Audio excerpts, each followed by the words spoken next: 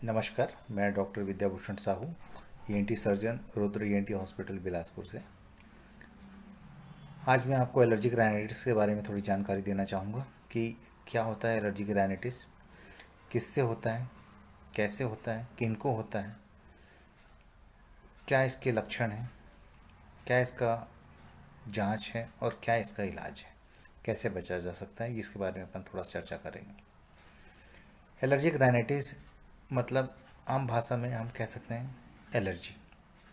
Allergy एक शरीर का सुरक्षा तंत्र का एक अति तीव्र प्रक्रिया है जिसकी वजह से जब भी हमारा शरीर कोई एलर्जन के संपर्क में आता है, एलर्जन मतलब जो एलर्जी कराता है, जैसे कि धूल, डस्ट, गंध, मौसम में परिवर्तन, खाने पीने की चीज़, ये जो एलर्जेंस हो सकते हैं जो कि एलर्जिक राइनाइटिस कराते हैं, जिसके वजह से नाक में पानी आना, छींक आना, आँखों में खुजली, तालों में खुजली, शरीर में खुजली, सांस लेने में दिक्कत इत्यादि हो सकती है। ये हो गया एलर्जी। एलर्जी मुख्यतः दो प्रकार के होते हैं, जो मेडिकल भाषा में कहते हैं सीजनल एलर्जिक राइनाइटिस, और दूसरा होता है पेरिनियल एलर्जिक राइनाइटिस। सीजनल मतलब जो किसी सीजन में होना, किसी मौसम में होना, जैसे कि अभी दिवाली का मौसम है, सर्दी का मौसम है, तो ठंड की वजह से एलर्जी हो सकती है, धूल डस्ट की वजह से एलर्जी हो सकती है, या जैसे बसंत ऋतु में अत्यधिक परागकण होने की वजह से एलर्जी हो सकती है। तो ये परागकण है वो एलर्जी है, ठंड जो एलर्जी है, धूल डस्ट है एलर्जी है। तो ये हो गया मौसमी एलर्जी। दूसरा है पेरिनियल मतलब साल भर रहने वाली एलर्जी, जो कि मुख्यतः खाने पीने की चीज़ें से, जैसे कि सी फूड्स, जो समुद्री भोजन है उसकी वजह से हो सकता है, जिसमें से केकड़े, प्रॉन, मछली, झींगे,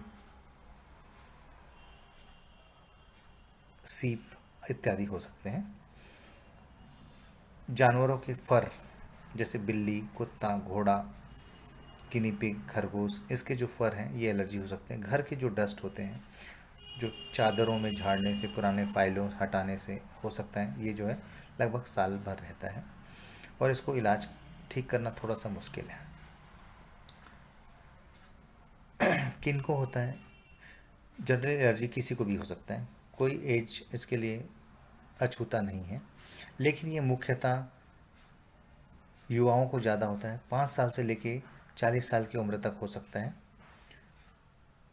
जिसमें युवा लोग ज़्यादा होते हैं। यह जो है पारिवारिक हो सकता है, आनुवांशिक कह सकते हैं। जिनके माता पिता को एलर्जी है उनके बच्चों को होने के चांसेस ज़्यादा रहेंगे। जिनके भाई बहन को है, जिनके माता पिता को है, उनको भी एलर्जी होने के चांसेस ज़्यादा रहते हैं। यह पुरुषों में ज़्यादा होता है स्त्रियों के तुलना में। एलर्जी जनरली कई बार कई बीमारियों से जुड़ा हुआ होता है, जैसे कि दमा। एलर्जी की वजह से दमा होता है और दमा वालों को एलर्जी रहता है। तो ये दोनों का रिलेशन है जो कि 40% तक हो सकता है।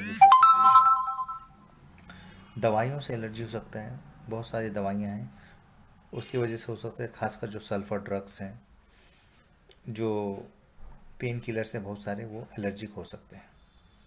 जैसे हमने अभी बीच में देखा था सिप्रोफ्लॉक्सासिन, बहुत एलर्जी कराता है। मौसम से एलर्जी हो सकता है, त्वरित मौसम में परिवर्तन, जैसे अचानक ठंडा आ गया, अचानक गर्मी आ गई, अचानक बारिश हो जाना। तेज गंध वाली चीज़ें जैसे परफ्यूम, डिओ, स्प्रे, अगरबत्ती, मॉस्किटो कॉइल, पेंट्स, ये सब एलर्जी हो सकते हैं। घर के जो डस्ट हैं वो बहुत एलर्जिक होते हैं। पुराने कपड़ों जैसे चादर, कर्टन, ये सब साफ़ सफाई करने से जो डस्ट पैदा होते हैं वो बहुत ज़्यादा एलर्जिक होते हैं। घर में जो धान, भाबस, जो चावल भूनते हैं, गेहूँ भूनते हैं, उसके जो डस्ट हैं वो बहुत एलर्जिक होते हैं। तो ये हो गए सारे एलर्जी जो कराते हैं, किन को होते हैं। अब इनके जो मुख्य लक्षण क्या है? मुख्य लक्षण है नाक से पानी आना, छींक आना, सुबह उठ रहे हैं 8 से 10 से लेके 50 तक छींक आ जाना और आधे घंटे बाद ठीक लगना। तो ये जो है छींक, बाउट्स ऑफ स्नीजिंग कहते हैं मेडिकल भाषा में, खूब छींक आता है। उसके बाद नाक से पानी, नाक जाम होना, नाक बंद होना, आँखों में खुजली, आँखों से आंसू आना, गले या तालू में खुजली, कान में खुजली, शरीर में खुजली, ये सब हो सकते हैं। ज़्यादा बढ़ जाने पर सांस लेने में दिक्कत, जिसको हम मेडिकल भाषा में ब्रोंकोस्पाज्म कहते हैं, जो कि हमारे श्वसन तंत्र में भी नाक के ही जो लाइनिंग है वो सेम रहता है, तो बॉडी रिस्पॉन्स करती है एलर्जन के संपर्क में आने से और उससे सांस लेने में दिक्कत हो सकती है, सीना टाइट टाइट लगना। देखने पर यह भी पता चलता है कि आँखों के किनारे डार्क सर्कल पड़ जाता है, कालापन पड़ जाता है। बोले अरे यार आँख के नीचे तुम्हारा काला कैसे पड़ रहा है, तो ये भी एक एलर्जी के लक्षण हो सकते हैं। नाक के ऊपर लाइनिंग आ जाना, बार बार नाक साफ करने की वजह से नाक के ऊपर लाइनिंग आ जाना, जिसे हम एलर्जी सैल्यूट कहते हैं मेडिकल भाषा में। तो ये सारे लक्षण हो सकते हैं। अब इसका जो है क्या जांच का तरीका है। एलर्जी तो जिस हिसाब से आपको ये लक्षण बताए हैं उससे पता चल जाता है कि ये एलर्जी है। अपने डॉक्टर से आप टेस्ट करा सकते हैं, जिसमें कोई ब्लड के टेस्ट होते हैं जिसको हम खासकर इस्नोफिल काउंट टेस्ट कहते हैं, जो कि ये आम भाषा में इस्नोफिलिया हो गया है कहते हैं, तो उसके लिए हम टेस्ट करते हैं। एलर्जी टेस्ट होता है जिसको हम स्लिप टेस्ट कहते हैं, जो कि एलर्जी सेंटर्स में या ENT हॉस्पिटल्स में होता है, तो वो टेस्ट करा सकते हैं, जो कि 1000 रुपये से लेके 5000 रुपये तक टेस्ट होता है, जिसमें अलग अलग प्रकार के एलर्जेंस से टेस्ट करते हैं। तो वो टेस्ट करके आप पता कर सकते हैं कि किस चीज़ से आपको एलर्जी है, किस एलर्जी नहीं है, क्या तो उस चीज़ में आपको बचाव करने से आप सुरक्षित रहेंगे। और समय पे अपने डॉक्टर को दिखाइए, जिसमें वो कुछ समय के लिए आपको कुछ अगर इन्फेक्शन है तो एंटीबायोटिक्स देंगे, आपको एंटी एलर्जिक देंगे, कुछ स्प्रेज देंगे। अब जो है मॉडर्न तरीके में हमारा इम्यूनोथेरेपी आ गया है, जो कि उसके कुछ इंजेक्शन्स आते हैं, वो समय समय पे लगाए जाते हैं। कुछ उसके कैप्सूल्स आते हैं जो चूसने वाले होते हैं, जीभ के नीचे रखने वाले होते हैं, और ये बहुत अच्छा रिस्पॉन्स है, हम भी यूज़ कर रहे हैं और काफ़ी मरीज जो से ठीक हो रहे हैं। कुछ लोगों को साथ में इसके साथ नाक की हड्डियाँ टेढ़ी होती हैं या कुछ फंक्शनल प्रॉब्लम होता है, तो वो सर्जिकल भी ठीक करते हैं।